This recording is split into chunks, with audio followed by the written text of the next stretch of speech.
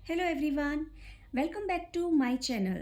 हम कर रहे हैं chapter number 9 of class 9। Chapter है सर्कल।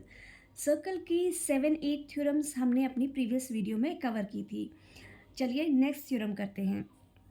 थ्योरम गिवन है the angle subtended bye an arc at the centre is the double the angle subtended by it at any point on the remaining part of circle।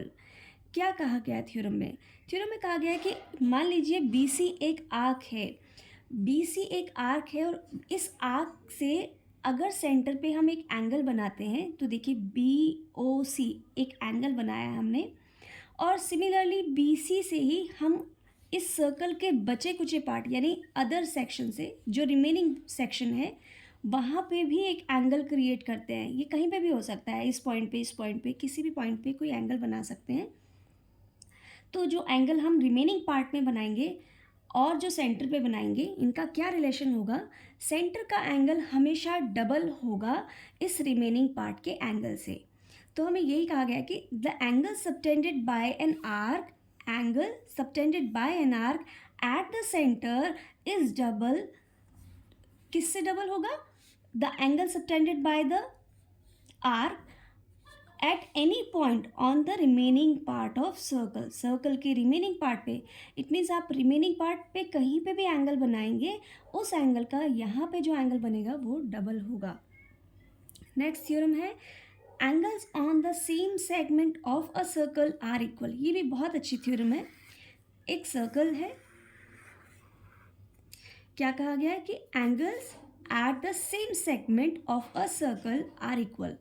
तो अगर हमने यहाँ पे एक arc mark कर दी, BC एक arc है, तो BC से हम सर्कल के एक सेगमेंट पे जितने मर्जी एंगल बनाए, यहाँ पे एंगल बनाए, एंगल यहाँ बनाए हम, या इस पॉइंट पे बनाए, इन सब की वैल्यू हमेशा सेम होगी। यहाँ मान लीजिए हम PQR, so angle P will be equal to angle Q will be equal to angle R। So our next theorem is the sum of the either pair of opposite angle of a cyclic quadrilateral is 180। It means एक circle में अगर एक quadrilateral है और उसका इधर pair, कोई भी एक पेयर, ऑपोजिट पेयर,